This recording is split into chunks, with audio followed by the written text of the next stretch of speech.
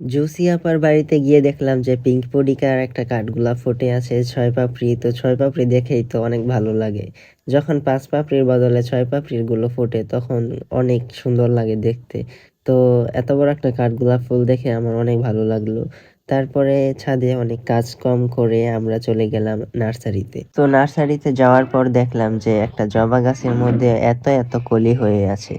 তো একসাথে যখন এতগুলো কলি দেখি তখন কার না ভালো লাগবে ভাই।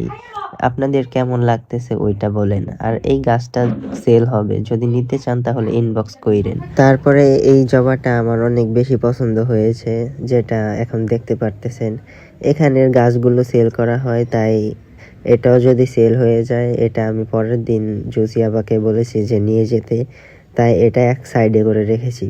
সাইডে করেও মন শান্তি হচ্ছে না, যদি কেউ ফুলটা দেখে গাছটা নিয়ে যায়। এর কারণেই এই গাছটাকে এক সাইডে রাখলাম। তো সাইডে রেখেও তো মনে শান্তি নেই, এর কারণে ফুলটাকে একদম ভেঙে নিয়ে চলে আসলাম। এখন আর গাছ দেখে কেউ নিতে চাইবে না। যদি ফুল দেখতো তাহলে হয়তো নিয়ে যেত। আর এখন যেই জবা গাছটা দেখতে পারতেছেন এটা হচ্ছে এই ফুলের জবা গাছ, মানে স্ক্রিনের মধ্যে যে জবাটা দেখতে পারতেছেন এই জবাটাই ফুটবে এই গাছটার মধ্যে। তো যদি কেউ নিতে চান তাহলে ইনবক্স করবেন। গাছ দেখতে দেখতে দেখলাম যে ট্রাক ভর্তি করে মাটি এসেছে নার্সারির মধ্যে। তো এটাও ক্লিপ নিয়ে নিলাম আমি একটা। তারপরে আপনারা যারা যারা হাজারি গোলাপ গাছ নিতে চেয়েছিলেন ওইগুলা এখন দেখেন কেমন গাছ।